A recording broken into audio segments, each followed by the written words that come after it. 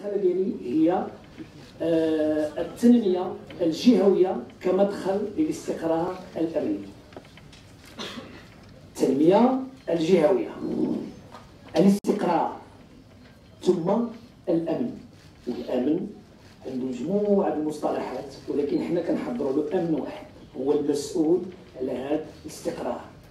اذا ملي كنهضر على التنميه الجهويه، حاليا المغرب كما اقولها دائما انتقلنا من ديك المقاربه ديال التنميه الشامله، التنميه هذا المصطلح، الى التنميه الترابيه او التنميه المحليه.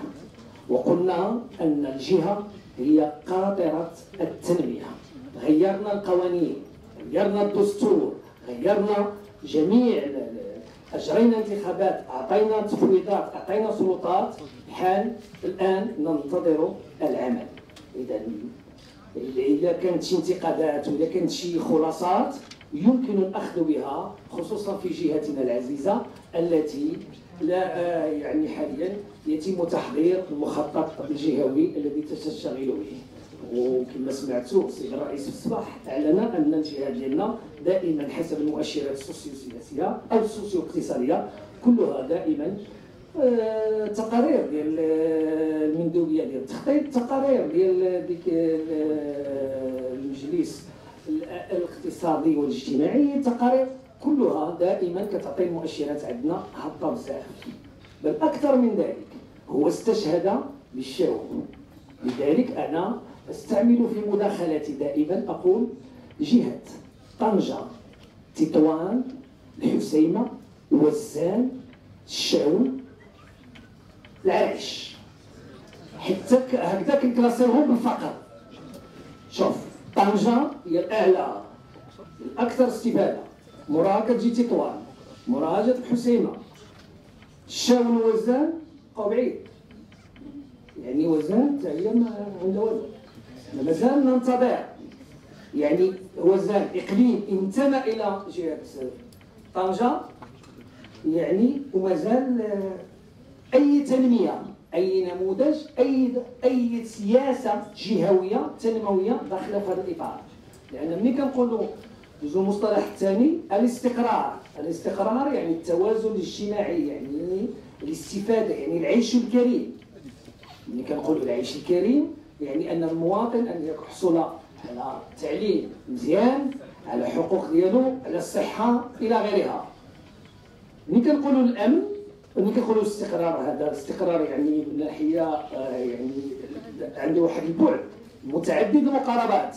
ملي كنقولوا الامن ديريكت كنمشيو كنقولوا الامن محاربه الجريمه، الارهاب الى غيرها. دابا حاليا ولا معطى اخر ان الناس ولات تطالب بمدرسه. شحال نعملوا بهم؟ شحال نعملوا معاهم؟ بليتو نطلبوا لهم الامن يمشي يوقفهم. الناس مؤخرا مثلا في مدينه وزان دائما طالبوا بان كثرت الوفيات لان عدم توفر الوسائل ديال الولاده. اذا في المستشفى، اذا عصفتوا لهم الامن، يكون الامن امام حد المقاربه. يعني واش يتعامل هكا ولا يتعامل هكا، واش يحمي المؤسسات، واش نبعدوا على تلك الشعارات. انا كنت عملت واحد المقارنه يعني ديال علم الاجتماع التنظيم ديال كروزيي عندما درس لو سيستيم ديال داخل النظام، ان هناك مجموعه ديال التفاعلات. نحن نتكلم عن التنميه حاليا، الجميع يجب ان ياخذ مكانه، يعني جميع الفاعلين. عندما نتكلم عن الفاعلين في الصباح تقالت، يعني احنا ملي كنهضروا كنقولوا الفاعلين، كنقولوا في الصباح تقالت اكاديميين، حقوقيين، اعلاميين، مجتمع مدني، قطاع خاص، مزيان، مؤسسات ترابيه منتخبه، مؤسسات الدوله. كنجيو هادشي كامل من اجل ضمان الاستقرار التنموي، الاستقرار الاجتماعي، التوازن الاجتماعي. ما نقولوش 100%، ولكن يكون واحد التوازن مزيان اللي يقدر نسهلوا المأموريه ديال ضمان الامن. اصبح تردد شعار اخر هو بركه من البوليس زيدونا في المدارس. حاليا عندما نقرا المقاربه من نوع اخر، لان هذا الشعار جبتو السي عبد الله سعف وكان قديم، كان الى جانبه كانت تعمل شعار اخر. شنو هو؟ الله يبليك بحب الشعب تلبس الدرباله، درباله الكادحين ما يلبسها من ولا. حنا ما بغيناش الدرباله، لا، بغينا نكونوا عيش كريم. لان ملي كنقول الحراك راه تجاوب ماذا اعطت الدوله. ملي كيجي طالب خريج الجامعه المغربيه وكيمشي وكيطلب، لا يطلب شيئا سوى الشغل، كيجي واحد في التلفزيون كيجاوبو، ولا كيجي مسؤول وكيجاوبو على اساس ان الشغل ما كايناش، خصك تمشي تشتغل في القطاع الخاص. ملي كنمشيو نسولو كنقولوا له ان علاش؟ لان انت ما الدبلوم ديالك لا يساير سوق الشغل. اذا هنايا شنو خصو يدير هذا؟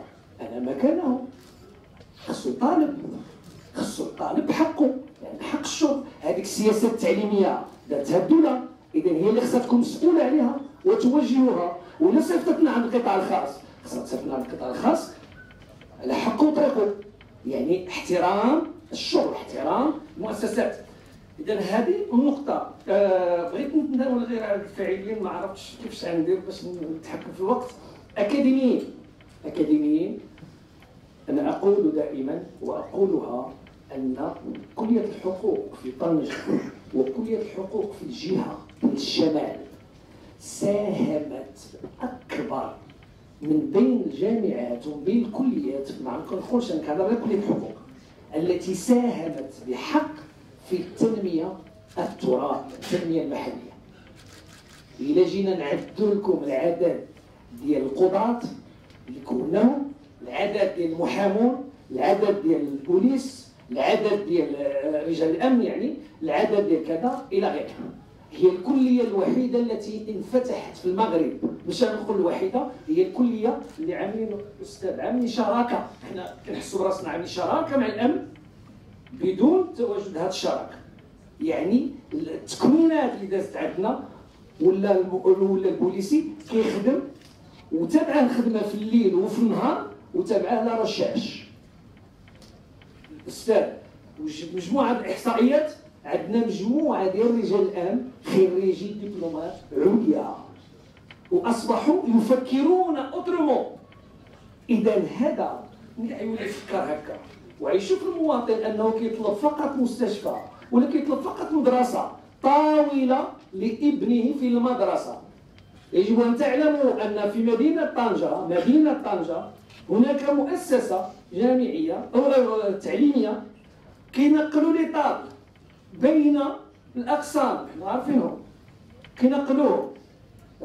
كنجيو ندقوا على المعلم ولا على الاستاذ نقولوا له ارى جوج الطبلات راه وحدين ما عندهم فين يجلسوا، 40 تلميذ هو عنده 7 ديالو. اذا هادو خرجوا للشارع، ما خصنيش نطلب من الامن انه يجي، ولكن خصنا نحترم المؤسسات، خص تغييرات، نظره ديال العيش الكريم. وهذا اللي كنقول التحقيق واحد التنميه حتى لا يسقط شبابنا في تلك الظواهر الاخرى. لان علاش ركزت هنا؟ ما ركزتش على الارهاب، ما ركزتش على الجريمه المنظمه، ما ركزتش على مجموعه الحوايج، ركزت فقط على التجاوب ديال الحراك الاجتماعي والذي اصبح يتعدد. لماذا؟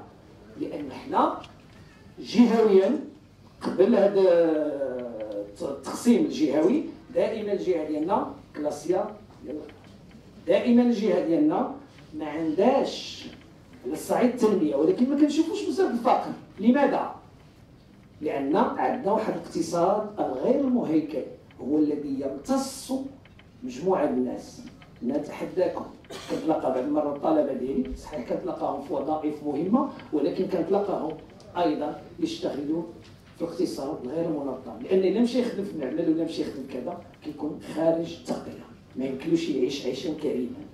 كيمشي يختار هذاك الاقتصاد الغير منظم، بل اكثر من ذلك كيختار الاقتصاد الاخر اللي كنعرفوه كامل، اللي مرتبط بديك التجاره الغير مشروعه، او ماشي التجاره الغير مشروعه، ديك الانتاج الغير مشروع للمخدرات ولا شيء من هذا القبيل. وعاد الظاهره اللي ولات دابا جديده ان يمشي الارهاب راه كيمشي كيولي مزيان، يفرش بلاصه في كاسا برقه كيولي مزيان، يفرش بلاصه في كاسا برقه كيمولوها له البعض وكيقولوا له لا خصك ديك الدوله ما عطاتك والو سير تبيع تما، كيولي كيدخل 100 درهم في النهار، عاود كيولي كيدخل 200، عاود 300، عاود 400، وعاد كنجيو حنا ونطالبوا من الامن باش يمشي يزولوا من ديك البلاصه. بل اكثر من ذلك درت واحد الكتابه هنا في كاسا برقه ديالنا مثلا، يعني ان كتعرف زيارات في الانتخابات، كتعرف زيارات بعض البرلمانيين. اذا البرلماني ملي كيجي عند شخص معين هو مخالف القانون وما محترمش حتى حاجه، وكيجي وكيقول له مثلا لاباس مزيان، راك مزيان، راك هادي باش غتصوت عليا باش كذا باش كذا، كيخليه تما. اذا هذا ملي غيجي يهزوا الامن كيدير له؟ ما عنده كيدير له. كذلك تناولت واحد الجانب اخر هنايا، ولكن غير كندوز دابا بعجاله على المداخيل. المداخيل اللي كتدخل الدوله من هذه الجهه ديالنا، وشحال كنحصلوا حنا في السياسات. لان ملي دوزت على الميزانيات من 2010 الى يومنا هذا، دوزت على الميزانيات السنويه، كنصير دائما الجهه ديالنا من الناحيه ديال المشاريع داكشي شيئا ما كيكون ظرفي، مره كيطلع مره كيهبط، ولكن كيرتبط بسياسه معينه، ما كيرتبطش بواحد الاستراتيجيه بعيده المدى. هل الهدف اللي خصنا نحققه، هل الهدف اللي كذا. حتى واحد الساعه ولا طنجه بحال ديك بحال معرض، يعني الناس حاطه غير الاصل ديالها هنايا، الاسم ديالها، ولكن راه كلشي كيجي من جهات اخرى. عاد كاينه كتقرا وعاد بداو هذه العمليه. ولكن على الصعيد الدوله، على صعيد ميزانيه الدوله، على صعيد السياسات العموميه تمول، ولكن كسياسات عموميه في المرافق كلها ما كايناش، ضعيف جدا. كذلك تناولت واحد النقطه ندوز عليها، هي الامن. كيف ينظر الى الامن في المخيله او سوسيولوجيا عند المواطن؟ الامن، القضاء، المال، يعني الضرائب. هادو ثلاثه كيخاف منهم شي واحد. نعم نجبد هنا واحد المره واحد الطالب كان عندي وهو كيشتغل في يعني في الامن، في الجهاز الامني. يعني كان في الكوميساريه، عيطت له الوالده ديالو سولته فين انت؟ قال لها انا في الكوميساريه. قالت له ياك لاباس؟ حنا الا قلتي لشي واحد راك في الكوميساريه كيتعجب، اذا قلتي له راك في المحكمه كيزيد يتعجب، الا قلتي له راك في دار الضريبه يعني صافي كيسخف. مع ان هادو ثلاثه مؤسسات كاين التعامل. وهنا هذه اللي كنت عم نتكلم عليها بزاف ديال كروزي، هي التعامل ديال الاعلام مع الامن، مع البوليس. دار واحد الدراسه كبيره جدا. عندنا الاعلام يكرس ان الامن فقط هو عدو، فقط ضدنا، مع انه مؤسسه. وقبيله عاود غير واحد المصطلح واحد، قبيله كنا كنهضروا على العقوبات اللي كيتعرضوا لها، قال لنا السيد المدير على العقوبات كيتعرضوا لها رجال الامن. اقول انا يعني هو عطانا واحد الرقم ديال 57 اللي بغيت كنذكر حسب الاعلام ديالنا، ان مجموعه الناس تعاقبوا انهم ولا ترونسفيري ولا هذه واحد 57. عطينا واحد الرقم 57. انا متاكد ان في الاعلام ديالنا مكتوبه 1057. لان لماذا؟ لان السيد المدير الامني في طنجه فاسد، يعتبر فاسدا في نظر الجميع. الاستاذ الجامعي يعتبر فاسدا في طنجه في هذه الجهه الكريمه. القاضي يعتبر متهما. البوليسي ملي كيحط رجلو في الرباط ولا في شي مدينه اخرى كيقول له فين خدام، كيقول له خدام في طنجه، كيقول له هو بتاع. ملي كتقول له انت استاذ جامعي في كليه الحقوق في طنجه كيقول لك لا كتقيلوا تبيعوا الكتوبه وتقيلوا تبيعوا كذا وتبيعوا المسطرات وتبيعوا كذا وتبيعوا كذلك. واحد النظره من كرسها الاعلام السلبي. الاعلام المدمر. لذلك اقول التوصيه الوحيده اللي كنقول هنايا هي ما كنقولش مأسسة الحريه ومأسسة الإعلام ومأسسة الديمقراطية. يجب أن تحترم المؤسسات. ليس من هب ودب يتكلم عن المؤسسات، سواء مؤسسة الأكاديمية الجامعة أو مؤسسة الأمن أو مؤسسة القضاء. وشكرا.